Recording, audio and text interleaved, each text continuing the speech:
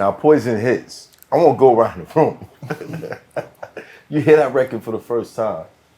Oh, I lost my mind. I lost my mind. I was so happy. I thought they made a comeback. You know, just them three. I was happy for them. I was real happy. Powerful, universal. I just lost my virginity. Sheesh. Oh, you was out. Yeah. To that record. What you thought, Reed? I knew it was there. I was still in high school when it came. Yeah. And I was over one of my buddy's house after school, and it came on, and I heard it, and I was like, that's crazy. And I remember my mom used to throw these parties, something like promote, and the DJ that came and played later on, like a week or so later.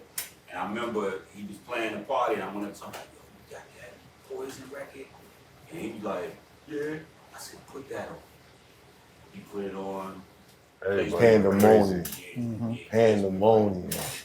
I was a young I was in Bed-Stuy at this time. So that's it. You know, motherfuckers was still wearing the Bart Simpson shirts and the Batman joints and all that shit.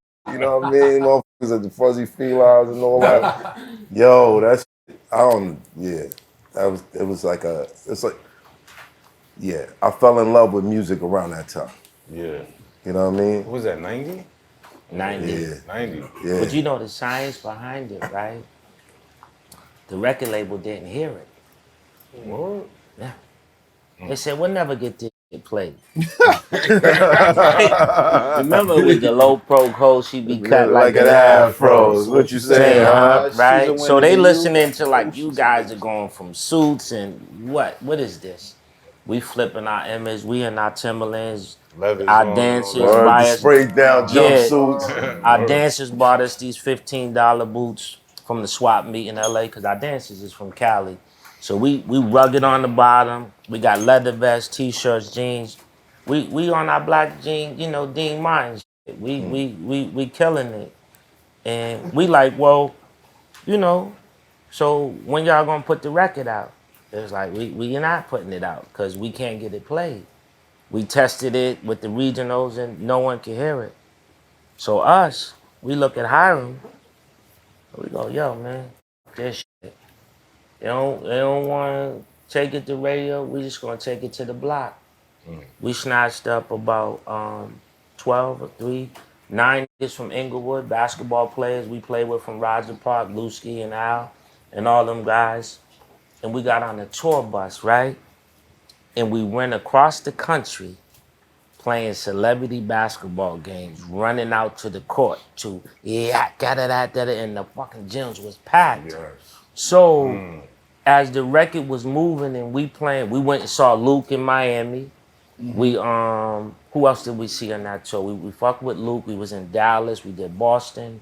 We did about 10 cities. We had an MVP trophy in the championship. So whoever won, you know, we left something behind. But we realized that the power of going to the people broke the record. There's really not a DJ on radio who can say he broke the record. You guys. After we did the tour, we was with Lionel Martin, Fish Grease people from Classic Concept. Wow. He's coming off the Third Base videos, and we have meetings to figure out who could do the video. And he was like, give me a shot. Took us to Brooklyn, we up under the bridge, motherfucking below 20 out there and shit. That's why in the video, niggas is mad covered up and shit. It was cold in the motherfucker. And he was giving us something, and the video was done. And we thought about, well, how we gonna break it? So we go to Video Soul, sit down with Donnie Simpson. We on TV by ourselves for the first time, trying to figure out how to be cool and shit.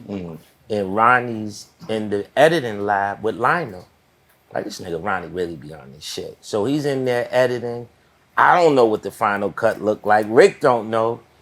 And then, you know, somehow or another, Lionel sends it. Ron brings it to the Video Soul. And it aired for the first time on TV. And it's really the first time me and Rick seen it finish. Ron knew what it was, right? And the motherfucker came on, nigga, and that record just took off. Yes. So the point is this.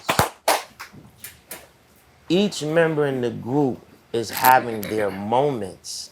Remember, we started off talking about Ralph. Then you asked me some shit about B.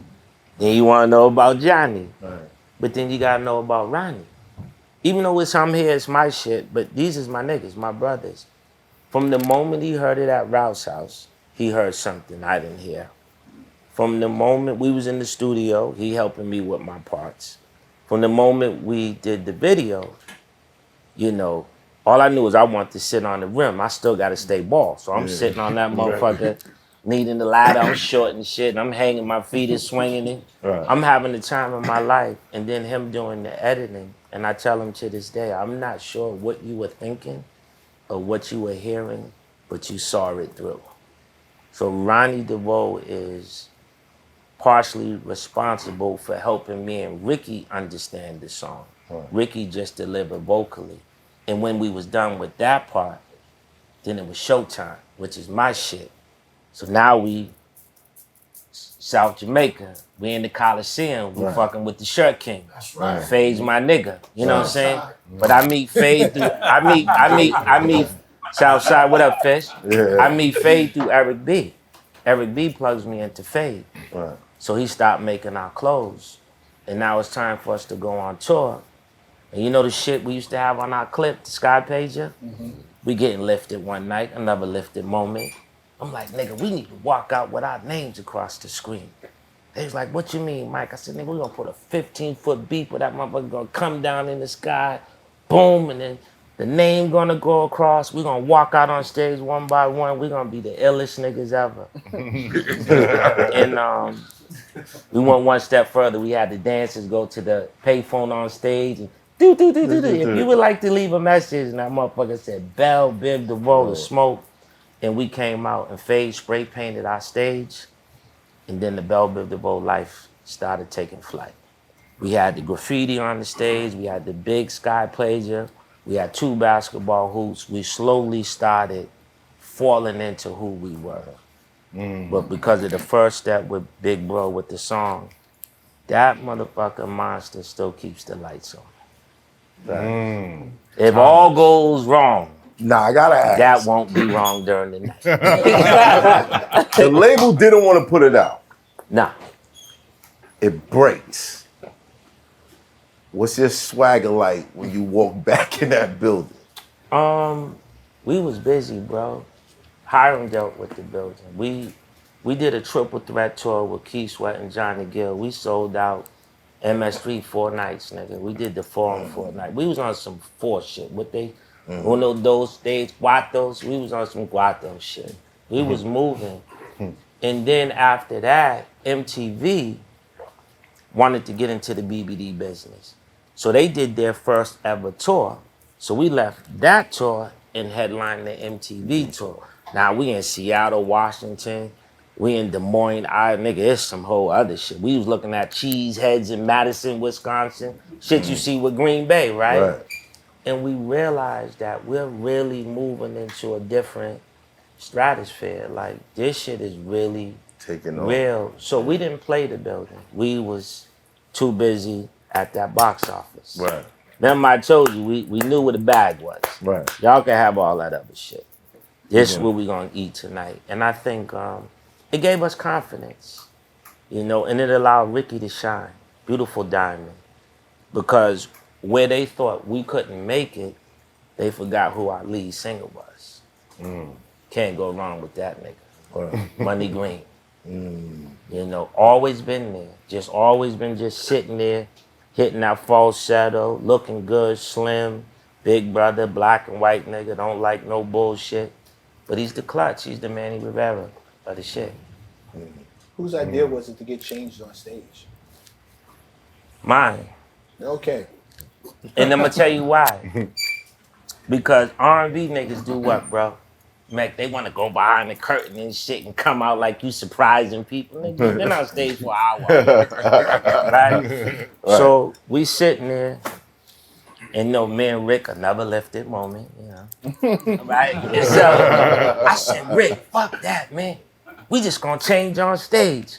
Ron's like, what you mean, nigga? I'm like, nigga, we're gonna put lockers there, and we're gonna put the next outfit in the locker. And we was gonna open that bitch up, took our shirt off, took our jeans off. Back then, niggas was wearing Fruit in the Loom. The draw game wasn't sexy. It wasn't sexy. We didn't have the Versace shit. I looked at the video like, damn, my shit is a little too wide, right? What? The chick, I didn't want to use that word. The chicks, you know, and we playing Do Me by Prince. Damn, baby. We setting you up for Smack It Up. We making our way there. And we realized when we did that, that was one of the biggest screams of the night. Because our mentality was like, fuck it, why can't we? We already got a beeper in the air. Every drug dealer still at the concert checking on his work. Right. So niggas is with us in the show. Right. But when we did that, it was like, fuck the curtain. Let's just dare to be different. And it worked. And we would change into a Do Me shirt, so they screaming, because it was ready for the latum, datum, datum, you know, we going into it. And I think then we was so in our zone, it started coming through the show. It's hot for trapper turn smack rapper.